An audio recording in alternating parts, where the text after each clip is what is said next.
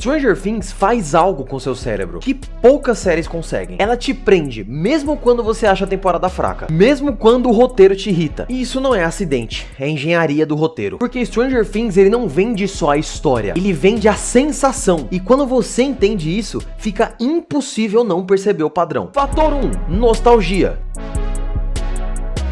Primeiro fator e talvez o mais poderoso de todos, a nostalgia. Stranger Things ativa algo muito específico no cérebro, mesmo em quem nunca viveu nos anos 80. Não é só estética, é construção sensorial. As cores, a trilha sonora, o tipo de iluminação, o figurino, até os enquadramentos. E também as músicas. As músicas de Stranger Things, cara, se tem uma coisa que o pessoal que faz música de Stranger Things sabe fazer, é fazer música nostálgica. Então de parabéns aí. Tudo ali foi pensado pra gerar uma sensação muito específica. Conforto emocional. Que inclusive foi algo que a gente teve muito no final de Stranger Things. É quase como se a série criasse em você uma memória artificial. Você não sente que tá assistindo algo novo. Você sente que tá voltando pra algo familiar. E o mais absurdo é que isso funciona mesmo até em pessoas que nasceram muito depois daquela época. Por exemplo, eu nasci em 2006, mas, cara, Stranger Things, só de eu ver a abertura já ativa uma nostalgia em mim que eu não sei explicar. É aquela nostalgia forte mesmo, de arrepiar e fazer você pular da cadeira. Pelo menos pra mim, né? Não sei se você vê a abertura. Porque o que o Stranger Things faz não é só lembrar o passado, é sobre sentir um passado confortável. Stranger Things não te faz lembrar, ele te faz sentir falta de algo que você nunca viveu. E quando uma obra consegue fazer isso, ela para de ser só entretenimento, ela vira experiência emocional. Fator 2, personagens extremamente fáceis de gostar.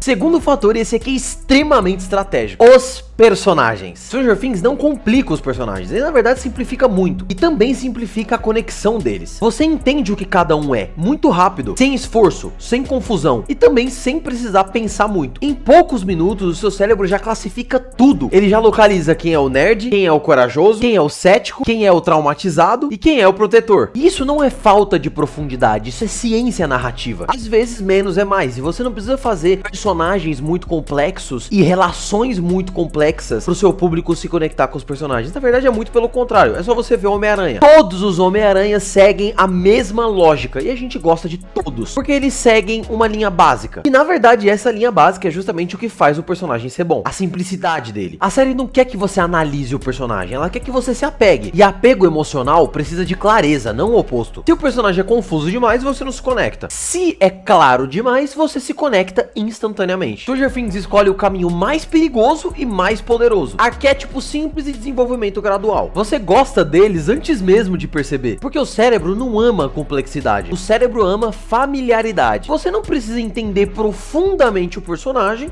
para começar a se importar com ele. Stranger Things não desenvolve apego, ele injeta apego. E quando você já tá mais investido emocionalmente, qualquer tensão da série fica 10 vezes maior do que realmente é. Fator 3, mistério constante, dopamina pura. Terceiro fator e talvez o mais viciante de todos: Stranger Things quase nunca te deixa confortável. Nunca existe sensação de estabilidade real. Sempre tem alguma coisa escondida, estranha, errada e aparentemente prestes a acontecer. E o cérebro humano odeia lacunas. Isso é biológico. Incerteza gera tensão instantaneamente, e tensão gera atenção. E Stranger Things vive de criar lacunas, lacuna atrás de lacuna. Não é só sobre contar uma história, é sobre manter perguntas abertas. Quem é essa criatura? O que tá acontecendo? Qual é a ameaça real? O que ainda não foi revelado? E o negócio de Stranger Things é que cada episódio fecha uma resposta e abre outras 3. Isso cria um ciclo psicológico brutal. Você não assiste mais só por interesse, você assiste por necessidade de resolução, por necessidade de que a história se resolva. O mistério, ele vira combustível emocional, porque curiosidade não é entretenimento, curiosidade é tensão cognitiva. O seu cérebro quer aliviar aquela tensão de algo incompleto, e a única forma de aliviar é continuar assistindo. Fator 4, sensação de aventura. Quarto fator, e isso aqui é muito mais importante do que parece: a sensação de aventura. Stranger Things ativa algo extremamente humano, quase instintivo mesmo. Não é só sobre monstros, não é só sobre mistério, é sobre um grupo de pessoas comuns vivendo algo extraordinário. E elementos clássicos disso são o grupo de amigos, perigo constante, os segredos escondidos, a descoberta de novos mistérios e um mundo oculto que a gente ainda não entende. Isso é uma fantasia universal. Todo mundo em algum momento da vida já imaginou algo desse tipo. tipo. Eu, por exemplo, na minha escola, no fundamental, eu combinava com meu amigo de a gente apertar, de a gente ver coisas na escola, no pátio da escola, que provavelmente seriam estranhas. A gente achava que se a gente apertasse nos azulejos estranhos que estavam mal posicionados ao mesmo tempo, ele abriu uma porta secreta.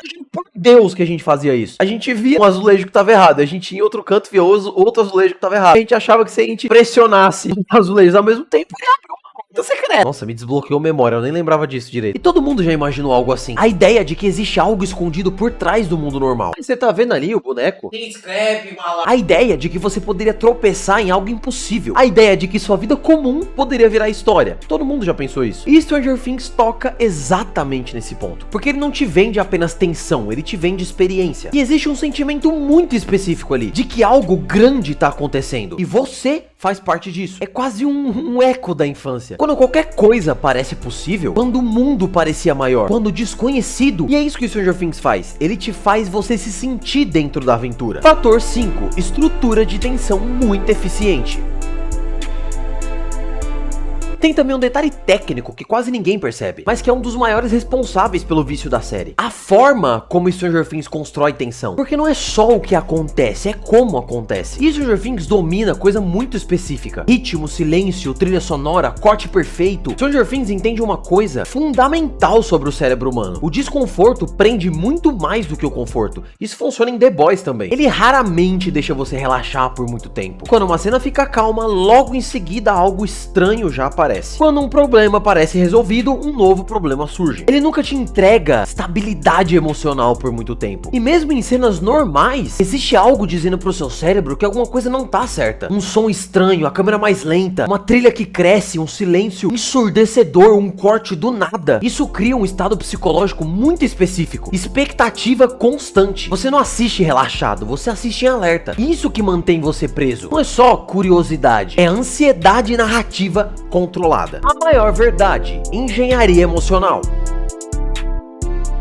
E aqui entra a parte mais interessante de tudo. Stranger Things não é só bem escrito, ele é estrategicamente construído. Existe uma diferença enorme em uma série boa e uma série feita pra ser impossível de largar. Stranger Things domina gatilhos muito específicos, a nostalgia, por exemplo, apego rápido aos personagens, mistério constante, tensão o tempo todo. Tudo ali conversa direto com o cérebro do espectador. Não é só entretenimento, é estímulo. Você não continua assistindo porque quer, você continua porque a série sabe exatamente o que te mantém preso. É quase psicológico, quase viciante. É exatamente por isso que Stranger Things funciona tão bem. Mesmo quando o roteiro falha, mesmo quando divide opiniões, ele continua sendo difícil de abandonar. Porque Stranger Things não vende só história, ele vende experiência. Não é só sobre assistir uma série, é sobre ser puxado pra dentro dela. Você pode até achar meio loucura ouvir isso, mas não é à toa que Stranger Things se tornou uma das séries mais vistas mundialmente. E não é à toa que isso mexeu até no PIB dos Estados Unidos. Isso é bizarro. E fazendo uma pergunta pra você, o que exatamente em Stranger Things te prende mais? Qual que é a parada, a primeira coisa que você lembra que te lembra de Stranger Things na hora? Ou o que te lembra de Stranger Things é só aquela sensação estranha e difícil de explicar? Comenta aí que eu quero saber. Deixa o like, segue se você quiser que meu vídeo apareça mais na sua timeline. Você viu o que ele tá dizendo, né? Eu preciso decidir o nome dele. Peter Parker. Pronto. Esse é o nome dele. Eu ia falar Pinto Parker, mas aí é na mal. Peter Parker tá falando aí. E falando em Peter Parker, eu fiz um vídeo falando sobre como The Boys tem uma verdade que ninguém gosta de admitir. Eu sei, o Peter Parker não está em The Boys,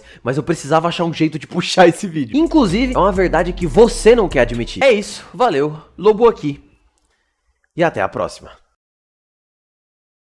É, vocês ficam panguando muito, viu? Vocês não acham, não? Mas os caras aí, ó, fez o roteiro de Stranger Things pra te prender. Os caras inteligentes igual os malucos do Instagram, TikTok. Você fica ali, ó. É, filho, vai pegar na maldade, ó. Você tem que ficar na maldade dos caras, mano. Vai vendo.